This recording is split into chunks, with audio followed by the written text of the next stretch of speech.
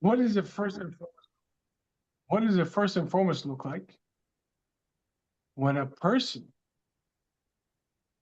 brings themselves out from their previous state of existing or even living and drives themselves, of course, with Hashem's help, but nevertheless, they initiate, they push to go into a higher tier. That's tikkun. That's the tikkun. Because no matter how great the previous tier was, as we said many times, if a person is still reveling today in yesterday's accomplishments, they haven't yet lived today. Every day is meant for another accomplishment. Some greater, some smaller, but reality, there's no such thing as great or small, because great or small is only in our perspective. We never know when one particular action, as small as it may be, as insignificant as it may be, is the game changer. And usually, as we discussed in the previous class, it could be the ones that we push off, that we say, of course I need to get to it, but not now. I'm not in the head space, not in the emotional space. I'm not the physical space. There's a lot of complications around it. Hashem knows exactly where he puts us. After all, he spent thousands, in human terms, of this, thousands of years of orchestrating all of history for us to be in this exact space. How many millions of people have to come and go, billions have to come and go for us to be here today. So Hashem knows exactly where we are. We have to drive ourselves forward. And that's even if everything was good until this moment. How much more so if it really wasn't? Either way, the month of Elul is the ultimate time to accomplish this.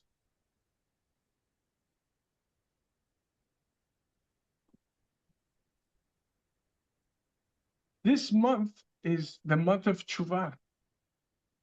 And we're going to really delve into this. We already started focusing on Tshuva in the last week's classes, but nevertheless, this is the month of Tshuva, realigning ourselves with ourselves. This is a month that every day we have to ask ourselves, is this the real me? Is this it? Is this all that's going to be? It could be the best of the best. But if I'm alive today means there's more. And obviously, it's very easy to ignore all the incongruencies, inconsistencies. But then we're ignoring the ultimate elevation. We discussed many times, and specifically in the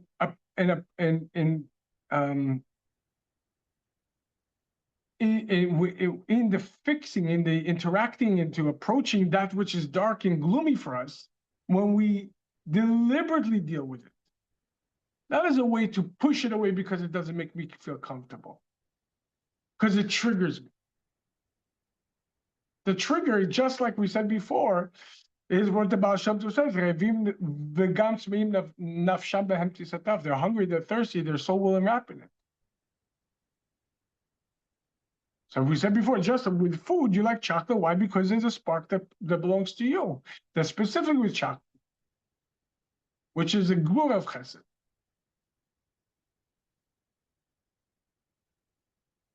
So too with our triggers. The second that we get triggered, we end up usually blowing up. No, I'm done. No, you're triggered, I'm triggered. Oh, wait a second. Do you understand there's a reason why this trigger happened now? This is your portal.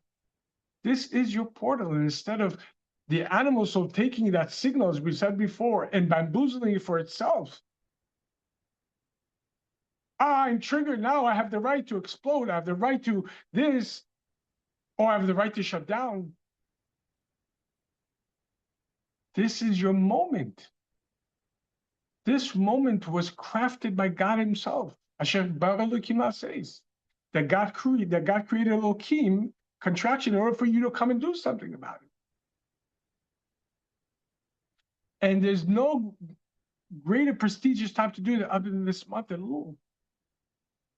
To really assess ourselves from as early as we discussed the other day, or as early memory as possible, to draw a clear map as best to our ability.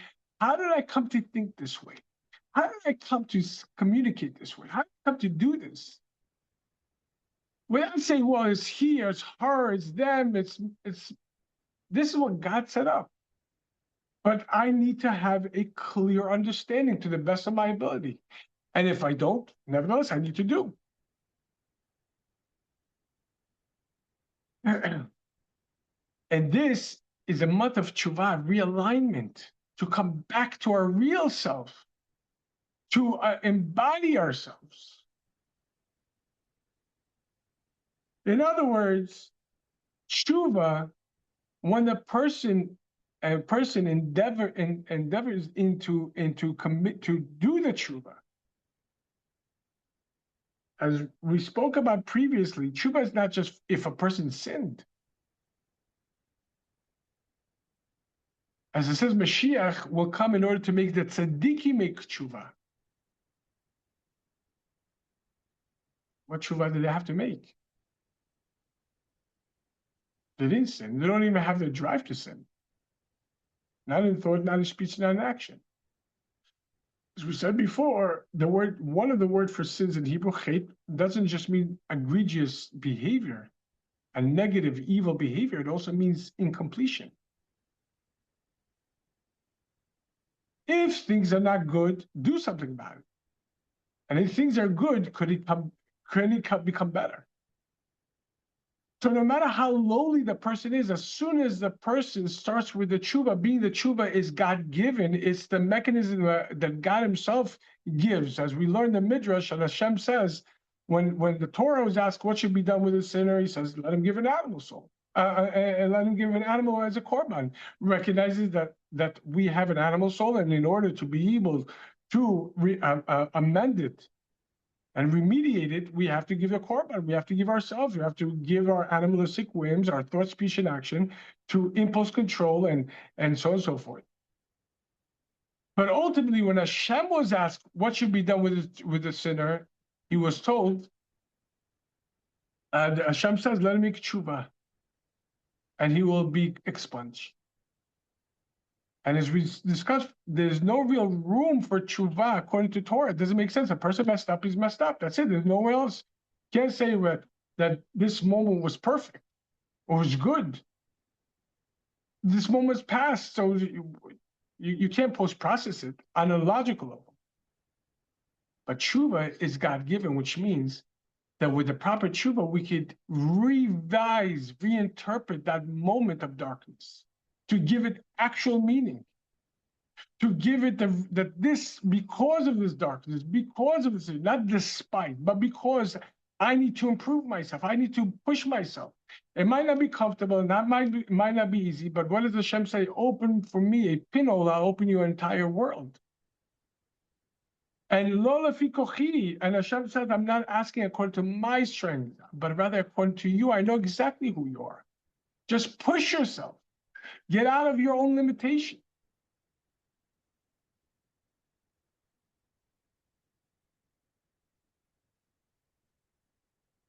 Each and every one of us has an inborn desire to cling unto Hashem, to connect to Hashem, to return to Hashem, to hear that melody that our soul heard in Shamayim,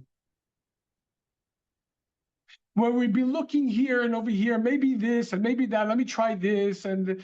But reality, once we realign with ourselves, we'll hear that nigun all over because our soul has it.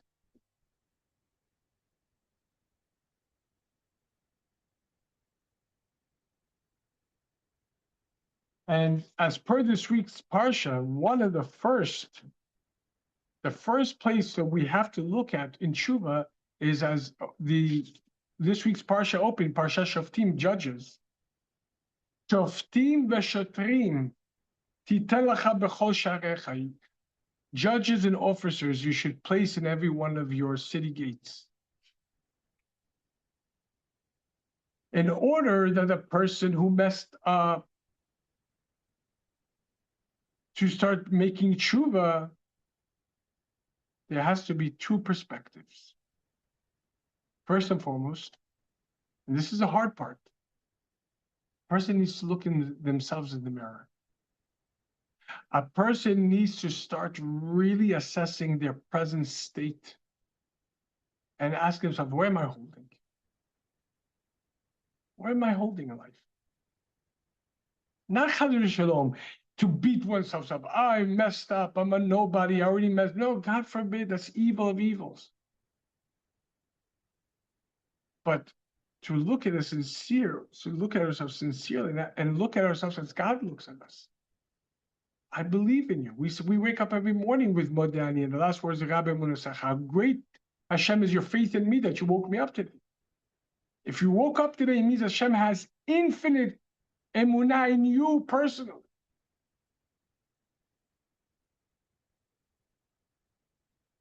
And if a person looks at himself in the mirror with seeing I'm a nobody and nothing, it means that they're not looking correctly.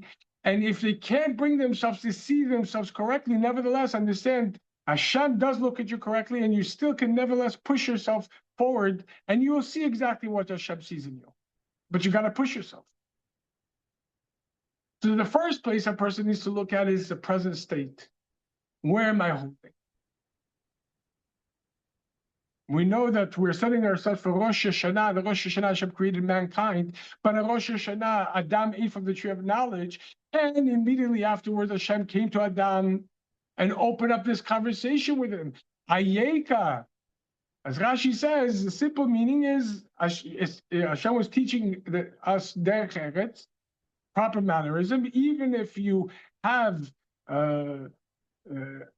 outstanding issues with somebody, you don't come and scream at them. How are you doing? What's happening? But there's something much deeper. Hashem was asking Adam, Hayeka, where are you? I give you a mission. Where are you holding there? Where are you holding in your mission? I created the entire universe for you. And I left you in charge of it. Where are you holding it? Each one of us, as we discussed before, our soul originated Adam, and each one of us, to a certain extent, is here to fix the original sin. But for Rosh Hashanah, this is a question that we're coming in. This is a tshuva that we have to be making throughout the month of Elul. Ayeka, where am I? Where am I holding in life? Not as a means to Chaz v'Shalom look down on ourselves, but understand the king is in the field. He's coming to us. He's coming to our territory, to our turf, to our struggles, to our nitty-gritty, to the pecha-mecha. With the allowance that we should come up to him and ask help.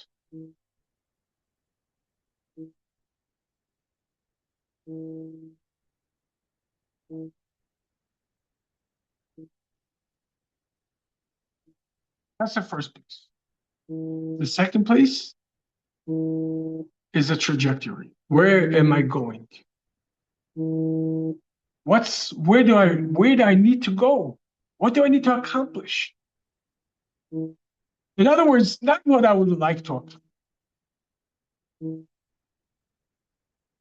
Says that, I think we brought this several weeks ago, that the Rebbe brings in Yom Yom that there's no Chaz v'Shalom shame in being a baker.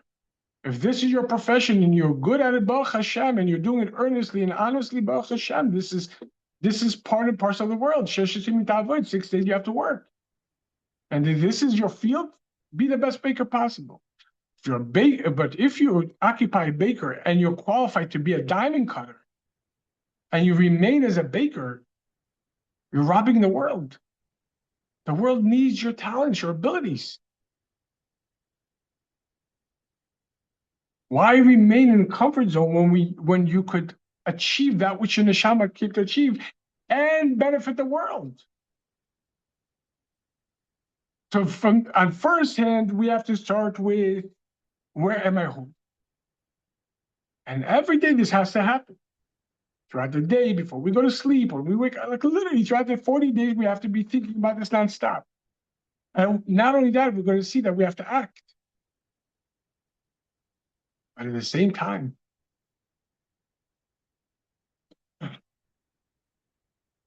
where am I going? Where do I need to go? Not to where I want to go. Where could I improve? What could I achieve? What could I produce that I might have made excuses before and this, but quite literally, I'm here for this reason.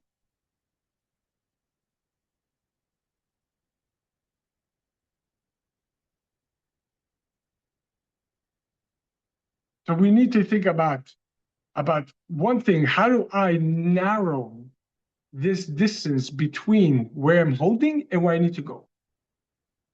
First and foremost, in the conduct between myself and my fellow, in marriages, and with our children, with our friends, with our siblings, with our parents, communities.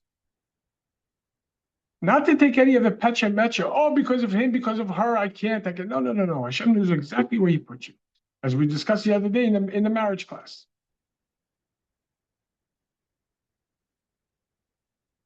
Also, in tzedakah, do I give? Do we as a family give a tenth of our earnings, of our profits to tzedakah? Hashem gives us the opportunity to make money, but he gives us the obligation that we have to give between 10 and 20% to tzedakah. And that is a source for more money. But are we benefiting the world? Are we acting righteously? Do I attend Torah classes? Do I daven with the words? Do I look at this? In other words, every one of us knows and overall needs to improve our lives, but there are specific points that we have, the building blocks that we must first and foremost pay attention to. Because to say I'm going to reach high, but ignore the details that God gave us that we must focus on, it's like, God forbid, building a spaceship and ignoring the details of the mechanics of that spaceship. Oh, don't worry about it. This we don't need, and this one. Okay, so it'll launch, but what? God forbid, what will happen next? How many times we see that people come with great aspirations, but once they endeavor, they all of a sudden they lose their momentum, they lose their passion. I can't. I'm sorry. It's not because they can't. They need to make sure that they're established all the details that Hashem commands upon us as a foundation for our uniquenesses. As we discussed many times, there is all your deeds should be focused on heaven, and that represents from above to below. Hashem tells Shabbat, kosher, tzedakah, Avat Yisrael, learning Torah, and so on and so forth. That's from above. Once we have that in place, then below to above is b'chol masech and b'chol derechecha de'eu, and in all your manners you should know. In other words, your uniquenesses, where the Torah doesn't command you, whether to be a doctor or fashion designer or a teacher or a lawyer or this or producer, whatever it is. Once you have the foundation that God gives you, then you have the solid foundation to erect a beautiful edifice and grow it from strength to strength. But both needs to be, during the month of Elul, need to be focused. First and foremost, we need to look at where Hashem told us directly, first and foremost, in our Torah observance, our tradition observance, and Avat Yisrael between ourselves and our spouses, our children, etc., and everything else. And then, how do I improve my uniquenesses, my talents, my abilities? If I achieve this much, imagine if I get a boost.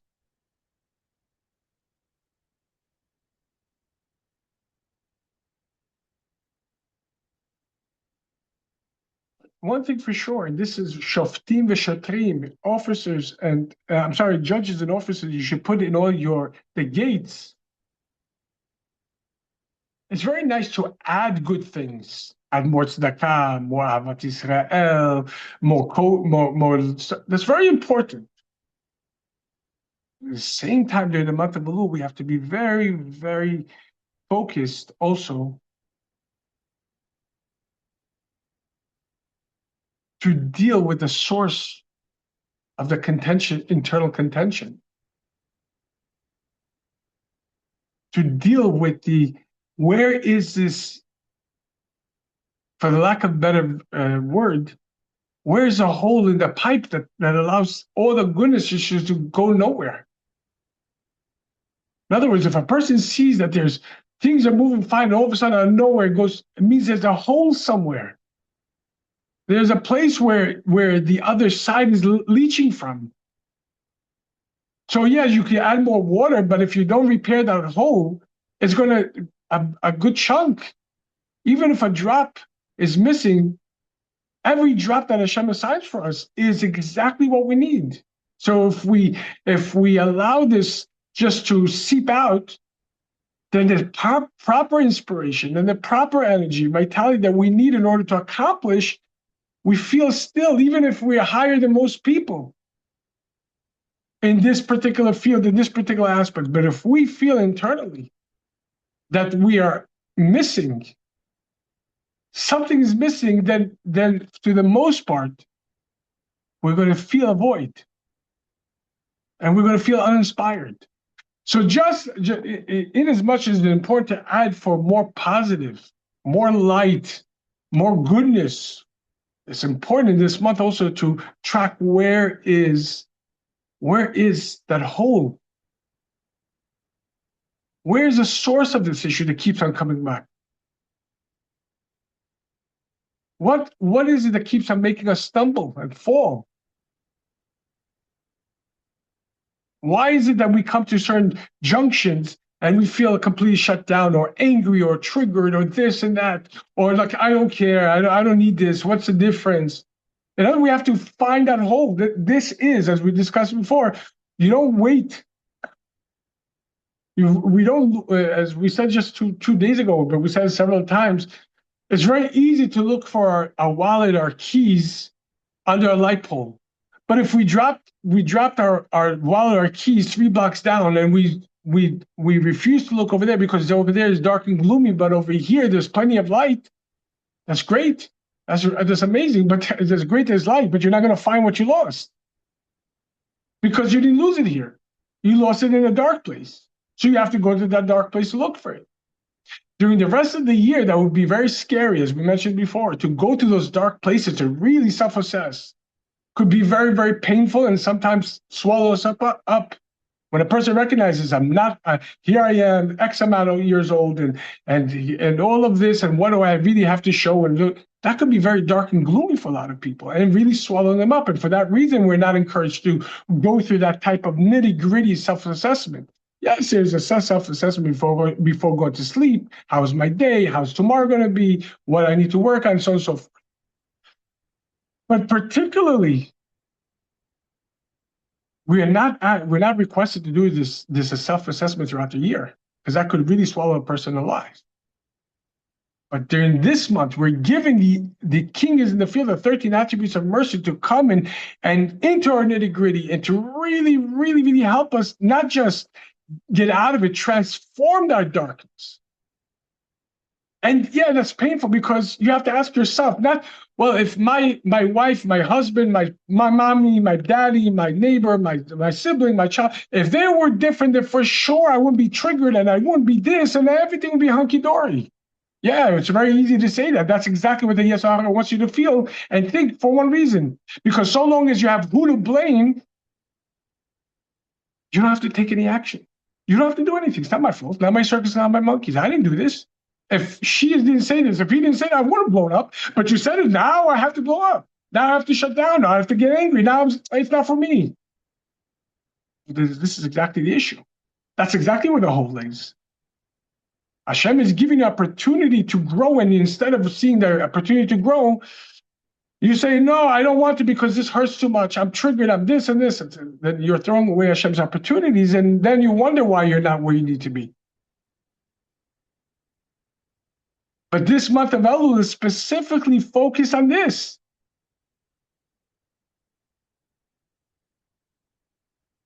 Of course, it's always easy to add more positive. And a lot of times we discuss, sometimes that's the way. Sometimes we undo the negativity, abstain from negativity by adding more light.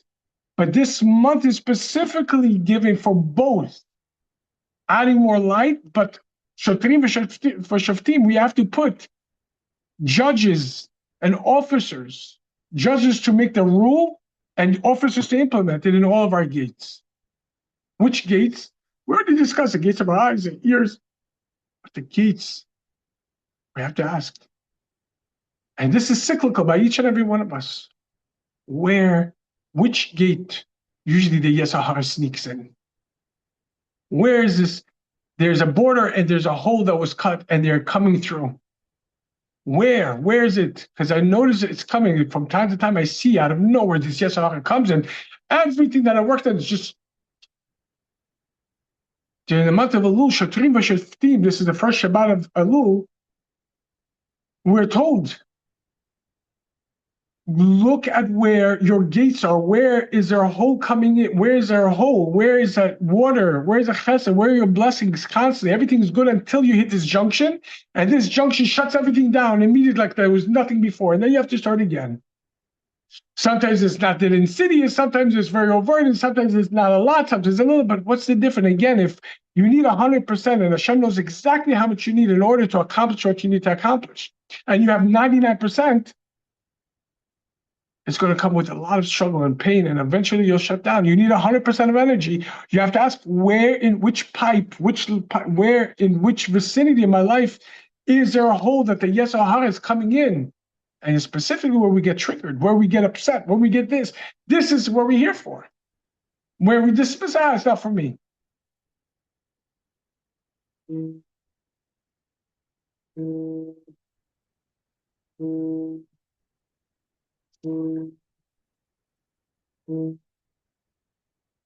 B'ez Hashem, we'll continue this next week, Shabbat, on Monday. There's a lot to be discussed. But the avodah now, the service now, from especially Shabbat is above the work week. That means the service of this Shabbat is to do this in a magnificent way, not in a struggling way, to come in an extra positive light. As the word Shabbat is the anagram of teshuv, return. And ultimately, as Chassidus explains, that on Shabbat, everything reverts back to its source.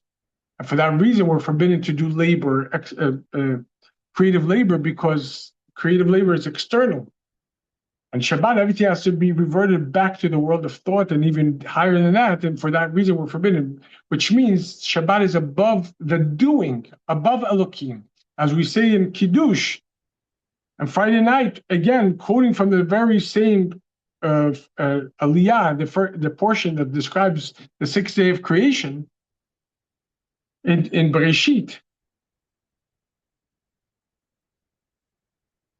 Yom HaShishi v'achul hashamayim va'aretz v'chotz va'am. It was a sixth day, and the shamayim va'aretz, and the heavens and the earth ceased from being recreated. V'achal Elokim. And Hashem stopped, etc. Chassidus explains this, that on Friday night, on entry of Shabbat, Elokim stops. Contraction stops, because then enters the name Yud Kei Vav Kei, which is above creation. So on Shabbat, everything has to be done above creation. That's why we're not allowed to cook or clean or do any of this stuff. Cook or do any creative labors, because the work, this day is not a work day. So too, the tshuva that we should make the Shabbat is above the world. Not to let the Petcha Mecha get. But if you look at the Petcha Mecha, you see, this is the perfect opportunity to come, and you invite it into the light of Shabbat. You placket it with light, with love, with connection. If you haven't yet done the famous custom that the Baal Shem Tov initiated, the Rebbe spoke about many times, that from the first day of Elul until Yom Kippurim, each day we say 3 chapters of Tehillim. Today we started chapters 1 through 3. Tomorrow is 4 to 6, etc., until Rosh Hashanah, Yom Kippurim, and then there's a little bit different arrangements on Yom Kippurim. and specifically Erev Yom Kippurim and Yom Kippurim itself, and Motzi until Motzi Yom Kippurim. But nevertheless, each day we say 3 chapters, as well as chapter 27 of Tehillim in the morning, chapter 27 in Mincha. Some Sephardic people say after Ma'ariv. Nevertheless, these are very pertinent. Make sure to add in Zdakah and Tshuva Tefillah Zdakah, to take upon yourself to return back to your original self, to add in Tehillim, which is Tefillah, and Zdakah, to push and give, to set aside this, if you haven't done yet, to set aside 1/10 of your profits to give to a Jewish cause that furthers Judaism in the world, as well as Zdakah with verbal Zdakah and physical Zdakah to say good things to yourself, to the people around you, to your spouse, to your parents, to your children, to just your neighbors, your shul congregants, to lend yourself help, give, what can I do, whatever it is, and Torah, to add more Torah. Hashem bless us with a k'tiva v'chatima tova l'shana tova metuka. May we be all written and sealed for good and sweet here, materially and spiritually, materially together in a revealed and seen manner. Shabbat shalom u'varach. Thank you. Shabbat shalom. Thank you so much.